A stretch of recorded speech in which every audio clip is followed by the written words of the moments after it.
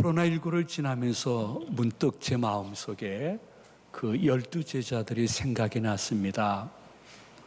예수님이 친히 불러서 오랫동안 같이 있었는데 예수님이 정말 힘든 시기, 정말 죽을 고비를 넘기는 십자가 그곳, 따지고 보면 죽을 고비도 아닙니다. 진짜 죽으시는 것입니다. 그랬을 때 의리도 없게 12명이 다 도망갔습니다. 그 예수님과 좀 마무리를 꼭 그렇게 해야 될까? 그 중에 한 명이라도 이렇게 돌아와서 예수님 십자가 밑에서 수종 들었으면 하는 마음이 있지만은 그렇지 않았습니다. 이것은 우리들에게 무엇을 의미해 주고 있습니까? 내 신앙생활이나 나의 삶에 신변의 위협이 있을 때 예수님과 그의 몸된 교회를 다 떠날 것이냐, 아니면 지킬 것이냐, 아니면 떠났다가 이건 아니지 하고 돌아올 것이냐 하는 것의 성경적인 지금 한국교회를 향한 예표라고 말씀을 드릴 수가 있습니다. 저는 마음속으로 이러한 생각을 해봤습니다. 그래도 안드레는 도망치다가 중간에 돌아와서 십자가 골고다로 가야 되지 않나 하는 생각이었습니다. 왜냐하면 안드레는 예수님이 특별히 12명을 부르실 때에 제일 먼저 부르신 제자였기 때문인 것입니다. 특별히 관심을 기울였던 것이죠. 여러분 한번 본문 40절을 우리 다 같이 읽어보시도록 하겠습니다. 요한의 말을 듣고 예수를 따르는 두 사람 중에 하나는 시몬 베드로의 형제 안드레라. 그가 먼저 자기의 형제 시몬을 찾아 말하되 우리가 메시아를 만났다 하고, 메시아는 번역하면 그리스도라. 아멘. 생각해 보세요.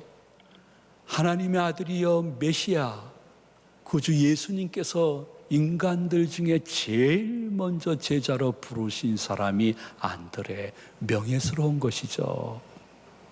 어쩌면 우리 교회에서 이렇게 여러분들이 가끔 말씀하시잖아요. 아유, 저분은 우리 교회 초창기서부터 계셨는데 지금까지 계시대. 불명예는 아닙니다. 명예스럽다는 것입니다.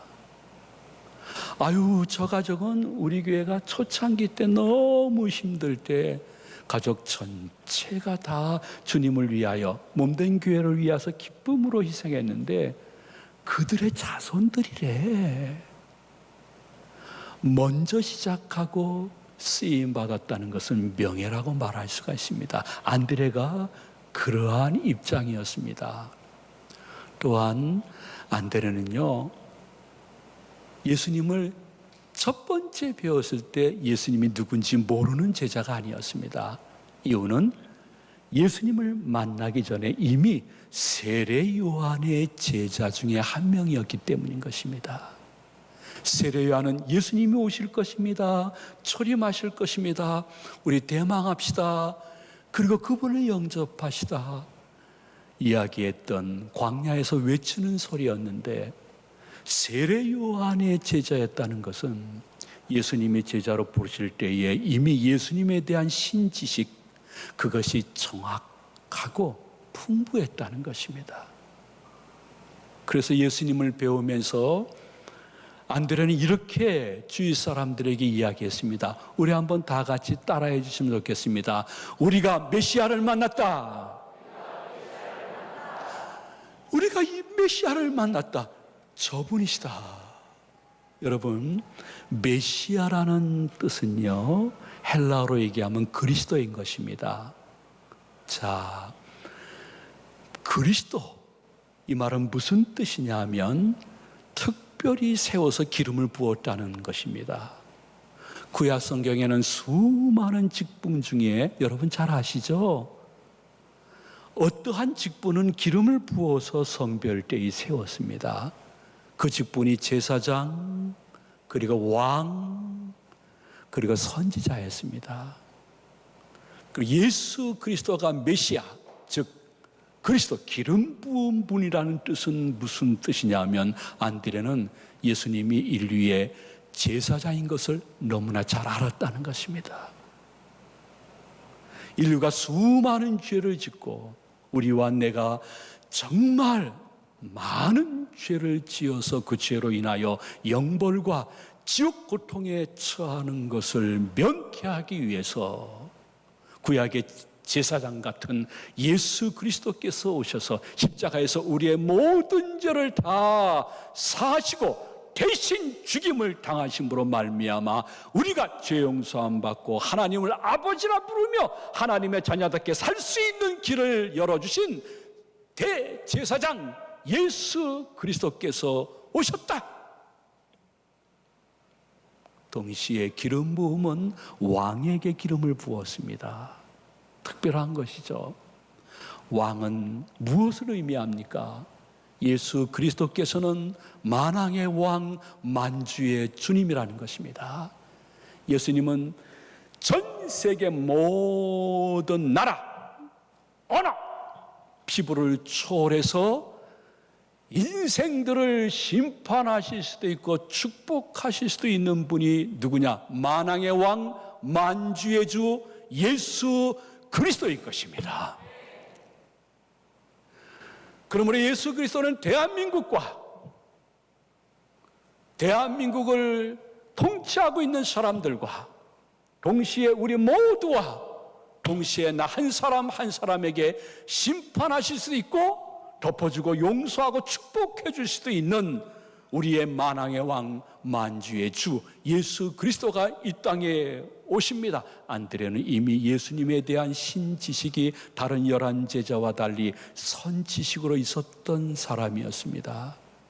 동시에 안드레는 메시아 곧 그리스도께서 오신다, 기름 부은 종이 오신다 하는 것은 선지자가 오신다는 것입니다. 예수 그리스도께서는 하나님의 말씀과 하나님의 뜻을 받아서 우리들에게 하나님의 말씀과 뜻을 전하고 그것을 지키고 완성시킬 수 있도록 성령님을 보내주신 우리들의 선지자인 것입니다. 그러한 예수님에 대한 선지식이 특별했고 정확했고 풍부했으며 예수님이 사랑해서 첫 번째 부른 제자로 만든 베드로가, 안드레가 예수님이 제일 힘들고 어렵고 죽을 만큼 고통스러울 때 곁에 있지 않았습니다.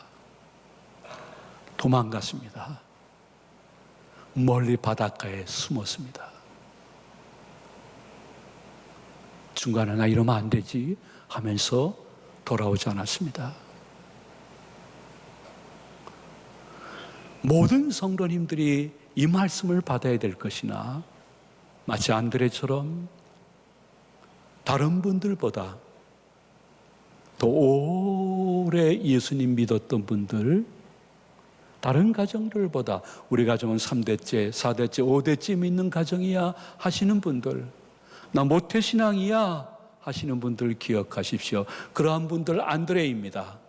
근데 예수님이 제일 힘들 때 예수님 곁에 있었는가? 도망갔는가? 도망갔습니다. 우리는 지금 코로나19를 보내면서 내가 도망가 숨은 안드레인가?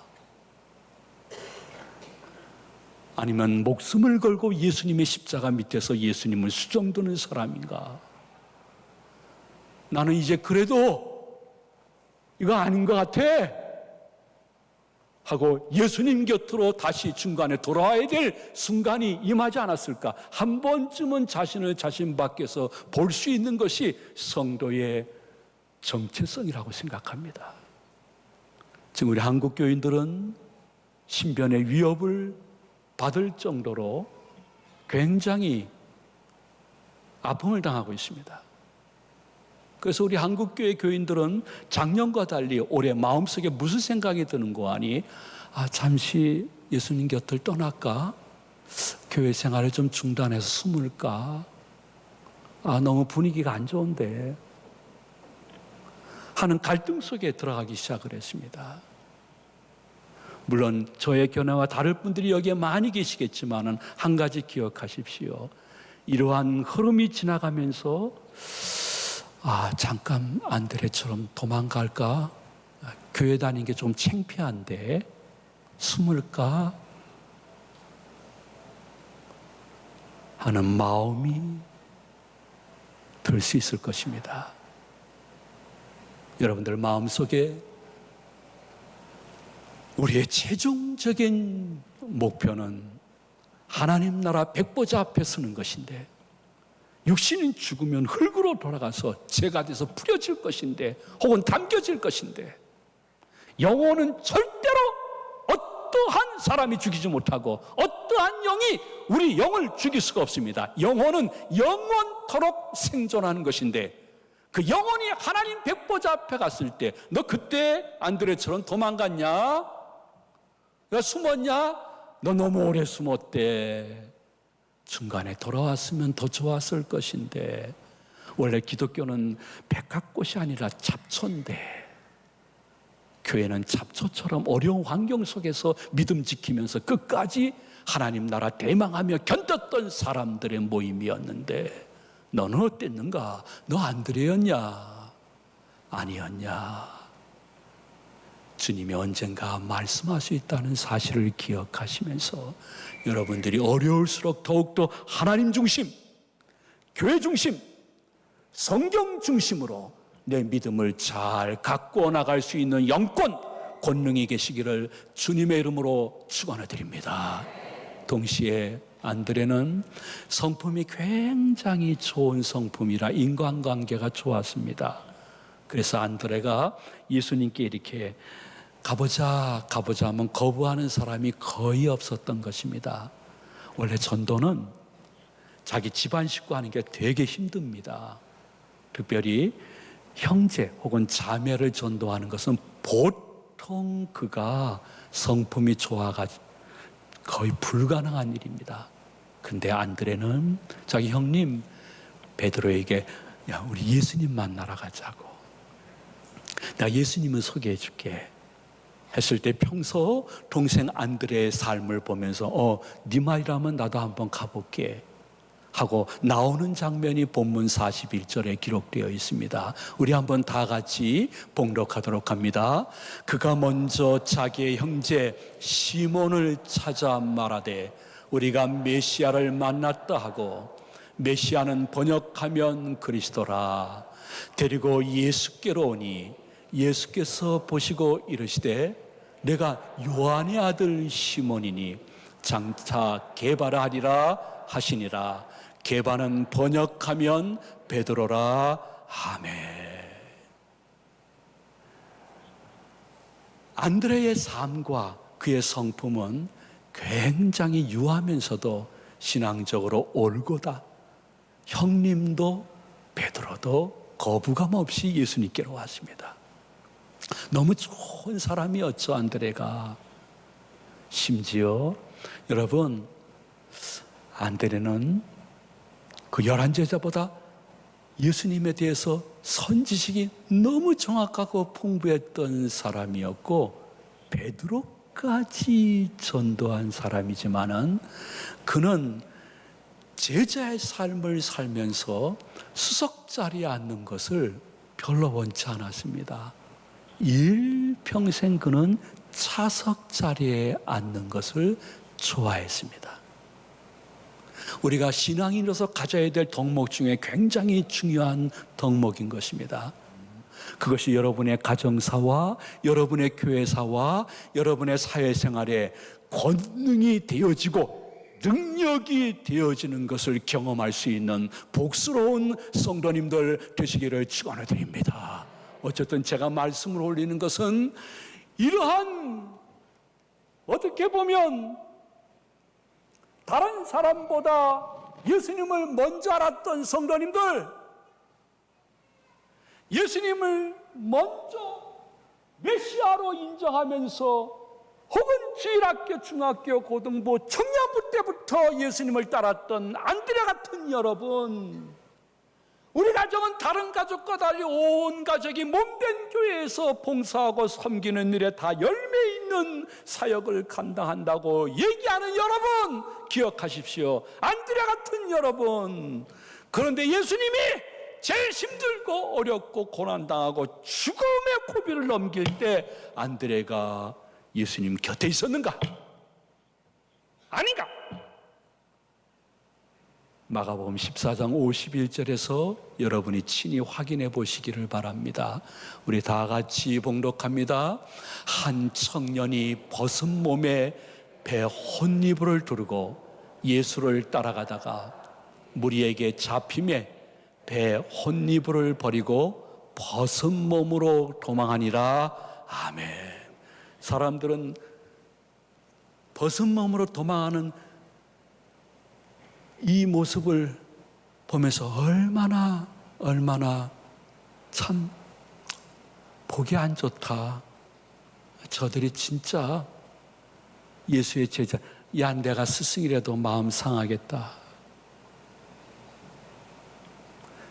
요한과 안드레는 예수님 곁에 있었기 때문에 예수님이 붙잡힌 현장을 봤습니다. 신문하고 재판받는 현장을 들었습니다. 또한 보았습니다.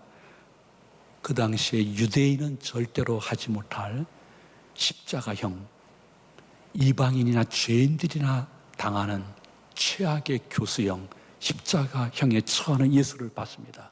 그리고 그 예수의 제자들을 찾는다는 소문이 로마 병정들 사이에 났고, 로마 군사들은 예수의 제자들을 찾다가 친구 요한이 잡히니까 그냥 혼입을 하나 걸치고 혼비백산하면서 도망가니까 안드레도 아무것도 생각하지 않고 나도 도망가야 돼. 도망가서 바닷가 근처에 조용히 숨어 지내기를 원했던 안드레. 그러한 모습이 코로나19를 지나면서 우리 성도님들 한 분 한 분의 모습이 되지 않았으면 합니다. 우리의 지금 당하는 환난은 아무것도 아닙니다. 옛날에 믿음의 선배들이 당한 환난에 비하면 초적지열입니다. 여러분, 코로나19를 무서워하는 것만큼 조금은 더 하나님을 두려워하시기를 축원드립니다. 여러분들이 주위 사람들의 평가를 조금 신경 쓰면서 조금 숨으려고 하는 마음이 있을 때마다 하나님의 평가를 한 번쯤 다시 한번 옷깃을 여며서 바라볼 수 있는 믿음의 눈이 계시기를 축원드립니다.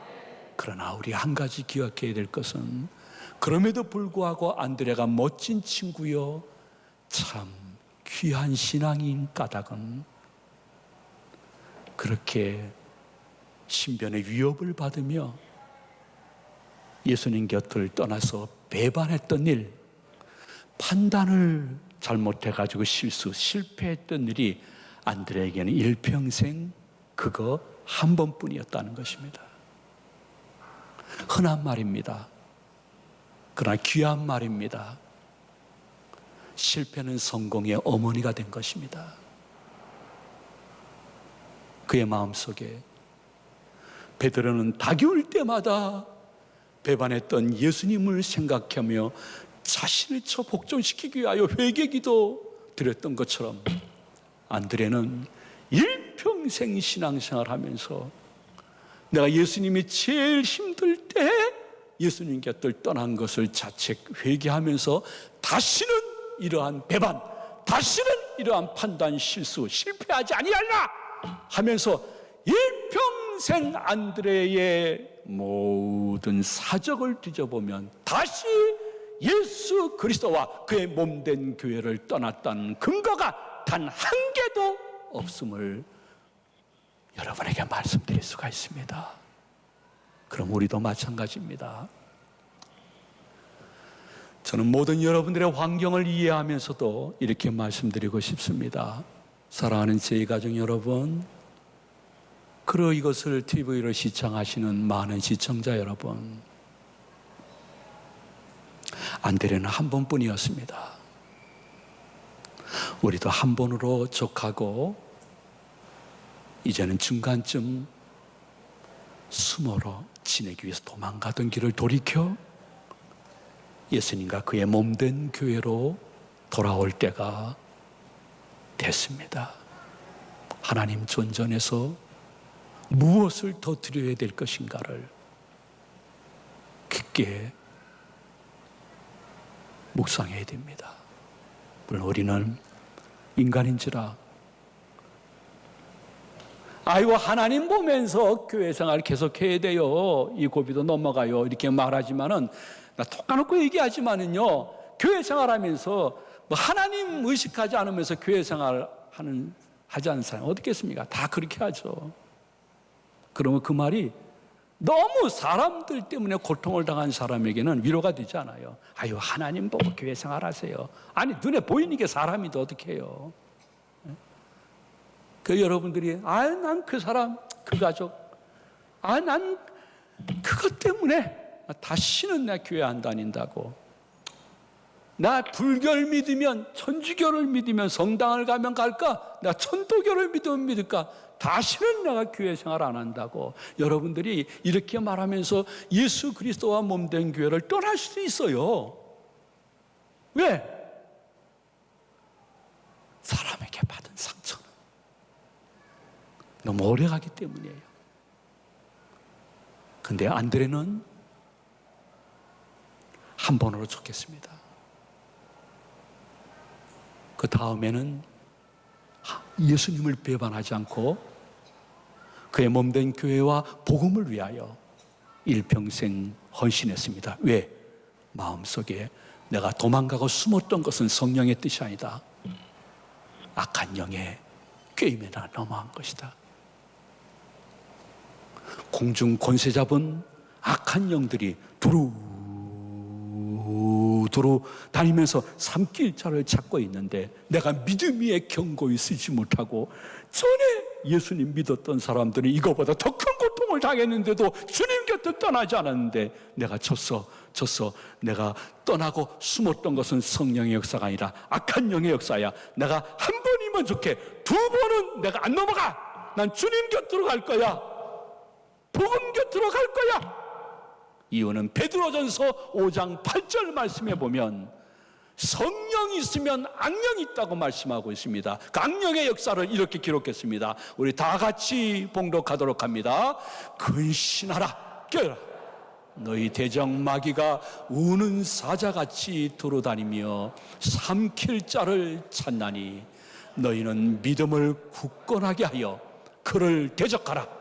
이는 세상에 있는 너의 형제들도 동일한 고난을 당하는 줄을 알미라. 아멘. 참된 신앙인은 이런 말에 동의할 수밖에 없습니다. 나는 인생 살다가 사람과 환경 때문에 답답하면 답답하지 않아.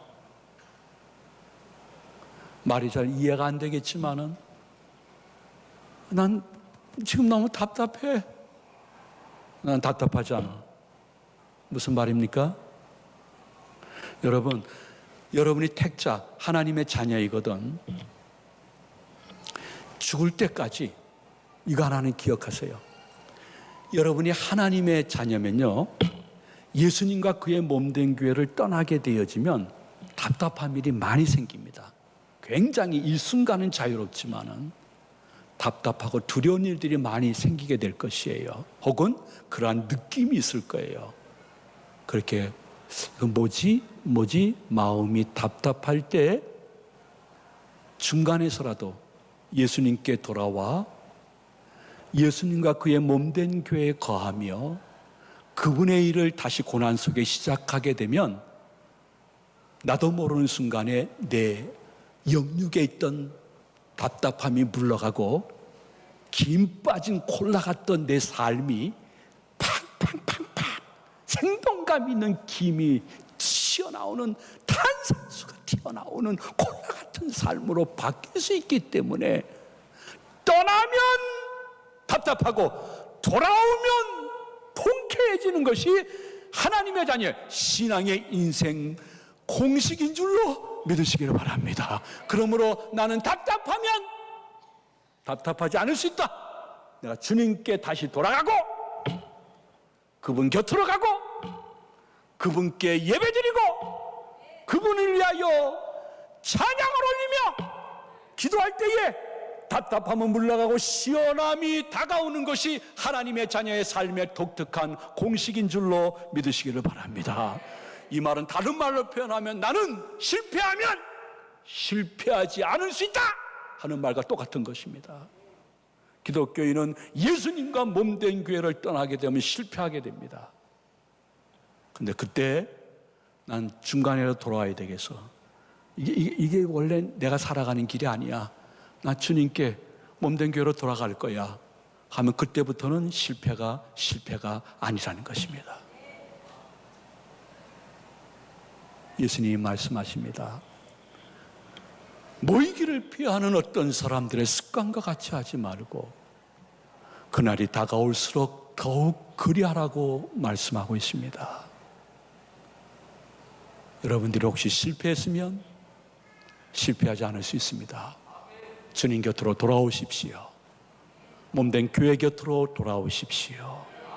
그리고 주님이 주시는 회복을 경험해서 일어나라 함께하자 말씀하시는 주님과 손을 붙잡고 아름다운 동행할 수 있는 복스러운 여름이 되어지기를 예수님의 이름으로 축원해 드립니다. 축복합니다.